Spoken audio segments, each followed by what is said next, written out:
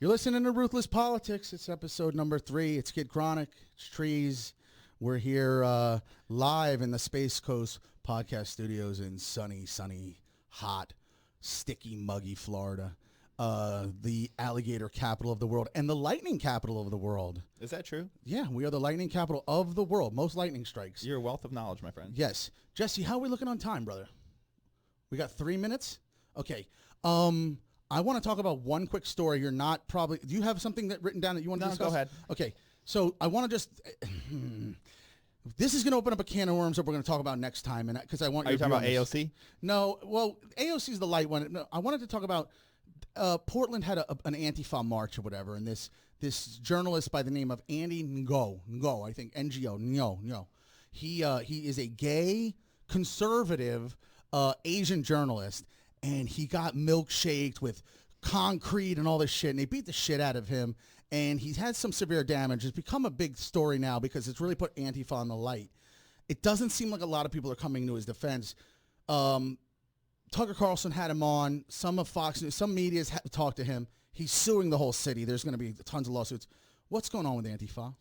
I mean, listen, as a person that is, pretty progressive and is pretty active in all things, liberal, I don't really interact with Antifa. I see them mostly on right-wing news. I know that there's a group out there and they do things that are definitely not things that I would approve of or that I think would be acceptable in modern political discourse. They're definitely radical. These are your Che Guevara guys. These are exactly. your so leftists. It's definitely nothing that we're proud of. It's definitely something that I would say is not acceptable. I'm not a fan of Antifa. I don't support Antifa, and I certainly don't support attacking any journalist, no matter how crazy they are, no matter what they stand for.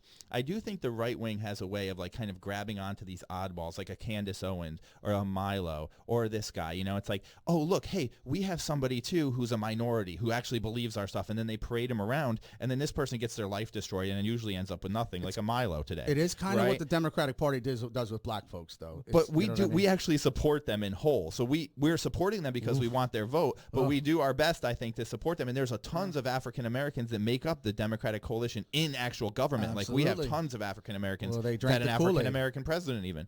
So it's a little bit different. But here's the one thing, though. When the Democrats are confronted with something with Antifa, we always say, that's bad, don't do that. That's what you should not do. That is too far left. And then on the right wing, I don't know if I actually see that side with your extremists. I think that you kind of embrace them because you still need them to win. Well, that is the way that your side tends to look at it. I would definitely agree. I've heard that. I don't know. They've taken the Proud Boys and Gavin McInnes and completely disbanded what that little thing was. But what's happened also is that Antifa is very well organized. They're organized on Facebook. There's many chapters everywhere.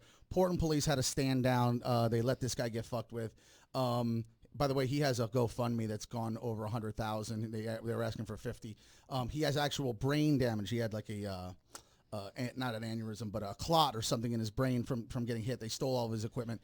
So it is a shame, and you're right. The media's getting fucked with. That is not okay. That is absolutely not okay, people. Antifa, and they're even talking about this 4th of July. We want to say Happy Independence Day, Happy 4th of July as we're going to sign off here. But, yeah, watch out, Antifa. There's some talk about some domestic terror warnings and all this. It's a very ruthless political climate out there, folks.